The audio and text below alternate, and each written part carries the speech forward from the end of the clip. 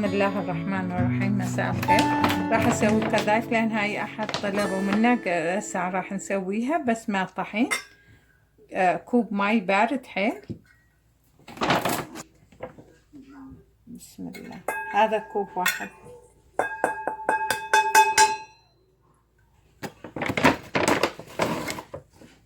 كوب وشوية.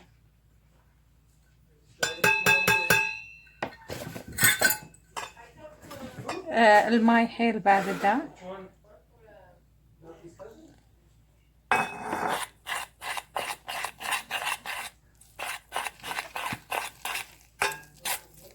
بس اخلطوا على كيفكم مع الماء.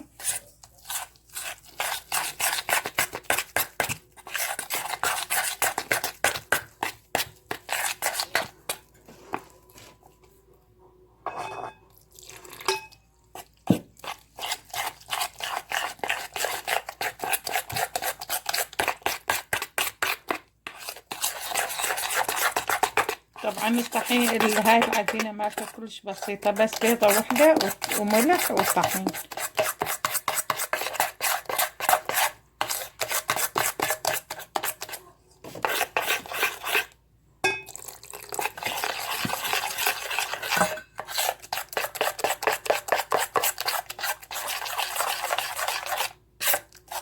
راح اخليه شوية يرتاح واشوفكم. هو الطاوة خليته على النار. بسم الله الرحمن الرحيم. مساء الخير والرحمة والبركة يا رب. عندي جبن مثل الكاستر مال الكيك. اليوم الصبح هاي مرتين أحد الأخوات طلبوا الساعة أسويه. هاي مثل القشطة طبعا أسويها بس مع قشطة، بس نفس القشطة. عندي أول شي خلي أبدأ بالحليب العادي. أي نوع حليب عندكم راح نسوي جبن. هذا أخذت حليب يعني بس عدة جدر بس خليت بيه حليب. أي نوع حليب عندكم ما يفرق. قبل ما يحمل حليب خلوا بيه الفينيجر قبل ما يحمل. عندي هذاني معلقتين بيها،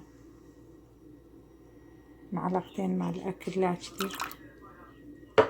كوب حليب، معلقتين فينيجر، معلقتين خل، آسف، معلقتين خل. هذا للجبن ماله.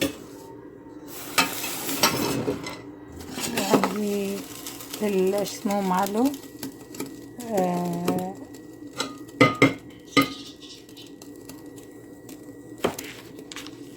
أي نوع زبدة عندكم ما يفرق الزبدة.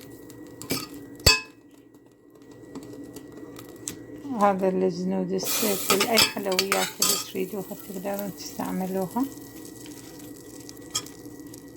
ونشا كورنستاش نشا قبل ما يحمى زبدة استعملوها. عندي هذا بيه 3 معالق مع الأكل.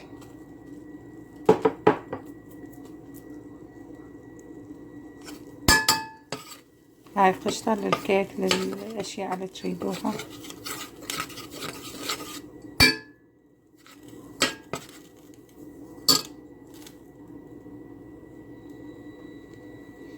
هذا هو بارد الحليب.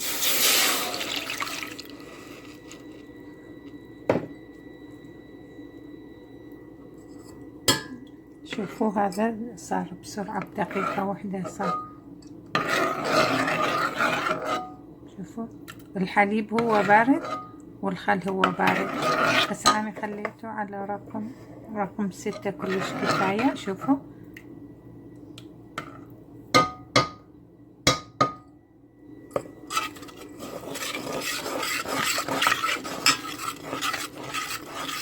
هذا المعجنات الأي شي اللي تريدوها. هاي مرتين جاني طلب عليها والله. في مرات في عندي شغلات بس انتو حسب الكمية اللي تسووها. هاي قشطة للمعجنات.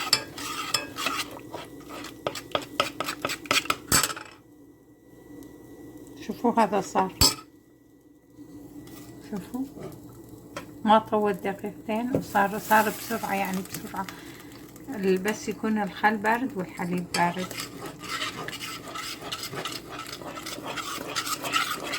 هذا اللي بينشا أخلطه.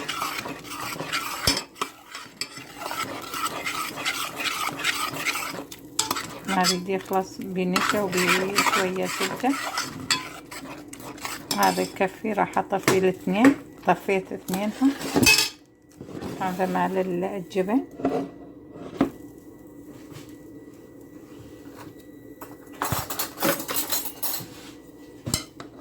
شوفوا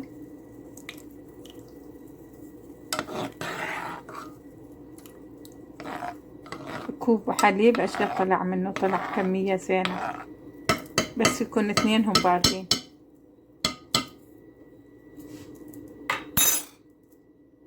راح اصفيه وارجع لكم. شوفوا اخذت الماي منه بس خليت اثنينهم الخل بارد الفينيجر. هذا اللي اسمه سويته الزبدة والنشا.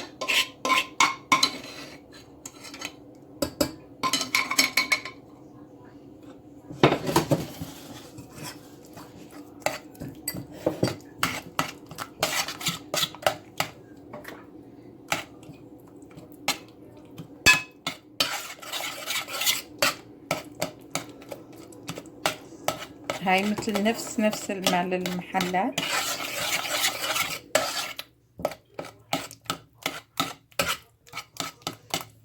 لا تحطون بيها اي شي بعد اي شي.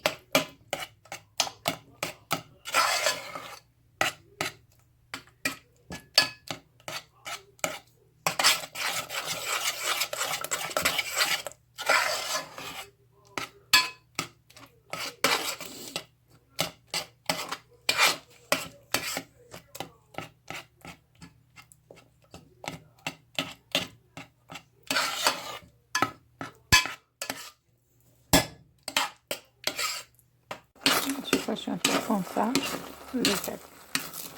شوفوا خلص الاسمه ماله. طبعا ما طولت 5 دقايق. ما طول بيدكم.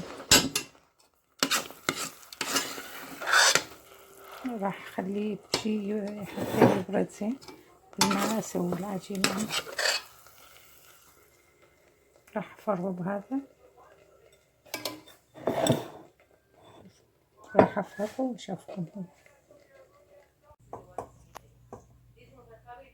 طبعا بس اسوي جهة وحدة بالحجم اللي تحبوه انتو.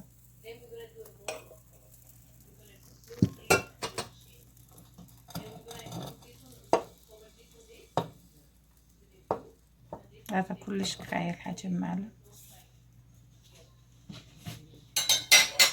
وهاي القشطة سويتها اسمه قدامكم. هذا هسه سوينا. واي نوع مكسرات عندكم. اذا ماكو نهائيا ما نحتاج.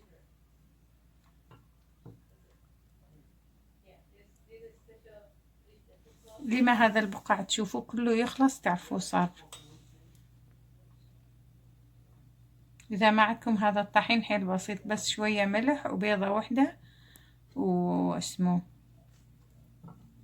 شوفوا انت اقلبوه من كل الجهات حتى تعرفوها صارت.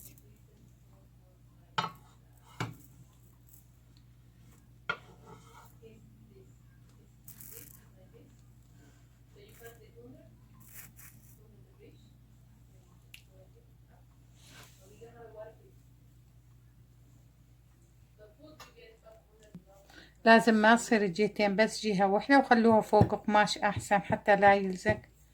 راح كلها اسوي نفس هاي الطريقة وشوفكم هو.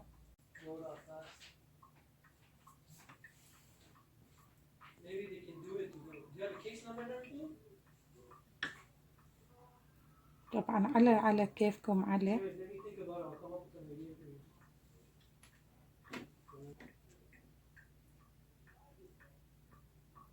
هذا الجبن سويناه سهل قدامكم مثل القشطة. ما طول 5 دقايق طبعا.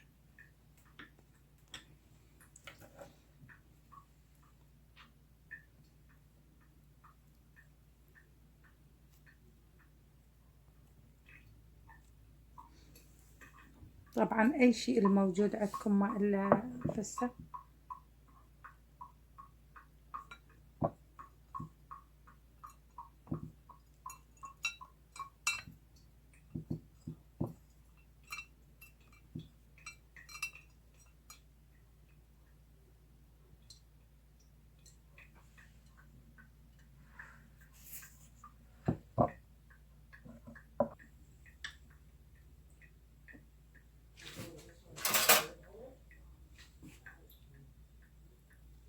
طبعا ايش تريدون تقدرون تستعملون عليه. نحن راح نستعمل عسل هاني،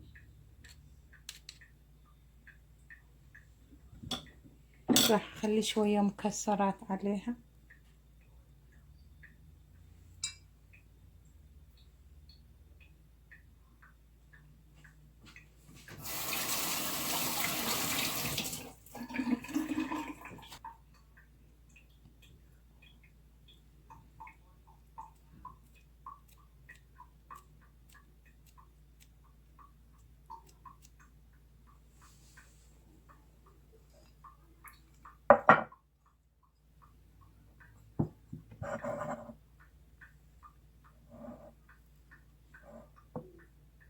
راح حلو شهي.